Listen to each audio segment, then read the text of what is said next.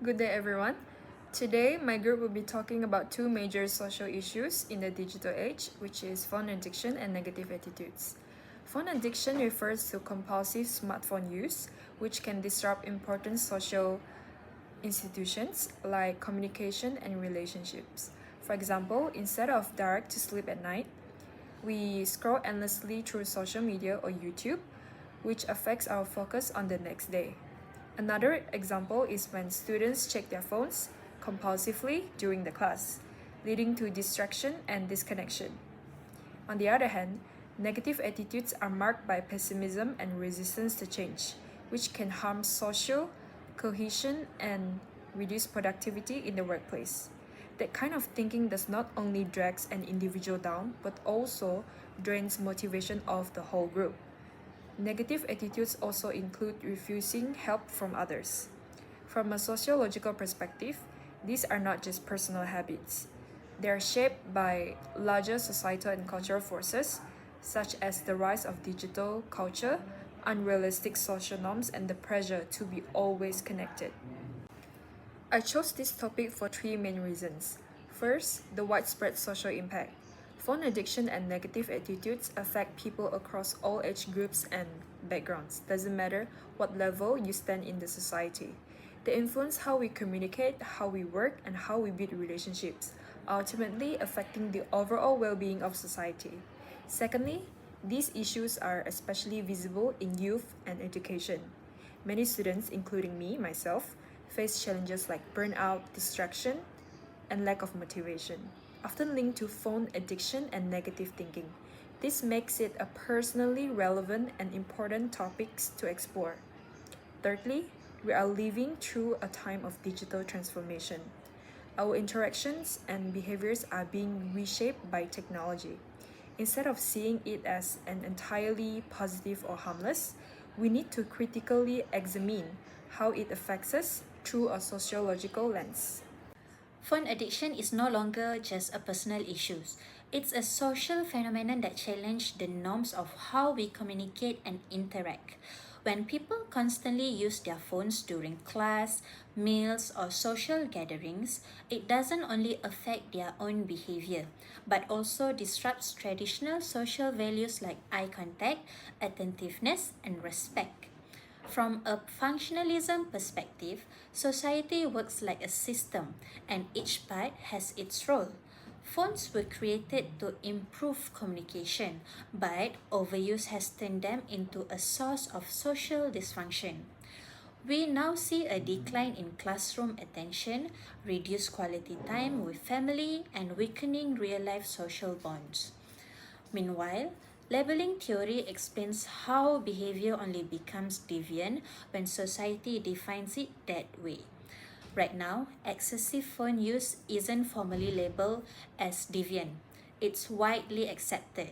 But as issues like isolation and mental health problems increase, we may need to re-evaluate that label in today's digital culture. Lastly, phone addiction reflects changing social expectations. We feel pressure to always be connected, to reply quickly, to seek online approval. This shows how technology doesn't just support our lives, it now shapes identity and relationships. In conclusion, the sociological perspective helps us to understand that phone addiction is more than just bad habits. It's deeply tied to our social structure, norms, and values. And tackling these issues requires a collective awareness of how we use technology in our daily lives. My name is Chua Wenqi. My matric number is 291918. Today I would like to present sociological perspective on negative attitude. A negative attitude refers to a pessimistic, unfavorable, or uncooperative disposition toward life, situation, or people. It is a characterized by a tendency to focus on the negative aspect of experience and a lack of hope.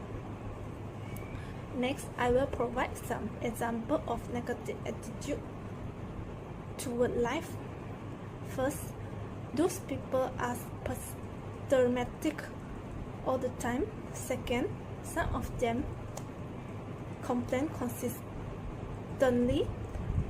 Third, those people has difficulty with cooperation. Fourth, they also have a problem called negative comparison with others. Last but not least, there are some effects of negative attitude to people. First, reduce energy level. 2. Poor customer engagement. 3. Difficulty overcome obstacle. That's all for me. Thank you. Assalamu alaikum. My name is Nuruddin Tarwataya with matter number 296533. To be continued, in this part, I will talk about the new states we learned from the two topics, which is the phone addiction and negative life attitude. These are common problems in today's world, especially among young people and students. So we found that these problems are not just personal, they are also social problems. This means they are caused by things around us, like our culture, daily routine, and how people interact in society.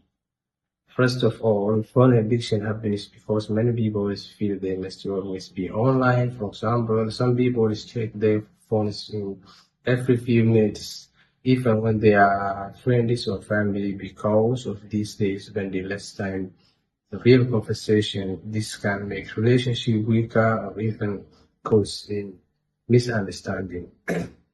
Secondly, negative life attitude, like always thinking bad ways or feeling unmotivated, often come from stress or lack of support.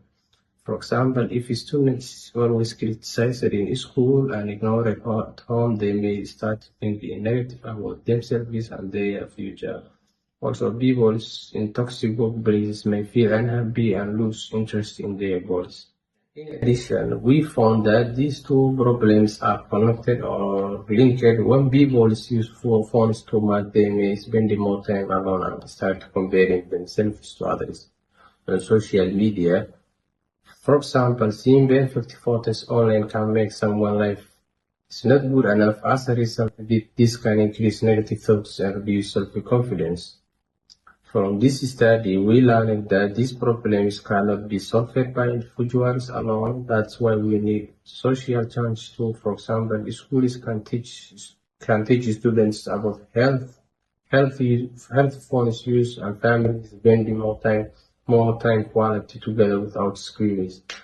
And also, workplaces can also support mental health and encourage open communication. Finally, in conclusion, both these two topics, which is phone addiction and negative life attitudes, are important issues that affect many people today. We need to work together to create more positive health environment for everyone. So that's all for me. I will pass to my friend. So, in conclusion, a negative attitude not only affects how we see the world, but also how we interact with others and handle challenges. It drains our energy, limits our potential, and blocks opportunities. Encouraging optimism, collaboration, and adaptability can lead to a better outcomes in both personal and professional life. Thus, by choosing to shift our mindset and focus on the positive, we open the door to personal growth, better relationship, and greater success in life. Meanwhile, phone addiction is not simply a matter of an individual flaw, it is a reflection of the larger social force. By using a sociological perspective, we can better understand how our institution, cultural norms, and value contribute to the rise of digital dependency. From the functionalistic point of view, we see how phone addiction disrupts the stability of key societal institutions. On the other hand, labeling theory helps us recognize that our definition of normal behavior are constantly shifting, often in ways that encourage excessive phone use. Culturally, our obsession with being constantly connected has created an environment where digital engagement feels not only expected but necessary. Therefore, tackling phone addiction requires more than personal willpower. We need widespread cultural awareness, targeted education, and systematic strategies to promote balance in our digital life. Only through collective understanding and action can we begin to address the root causes of this growing issue. Thank you.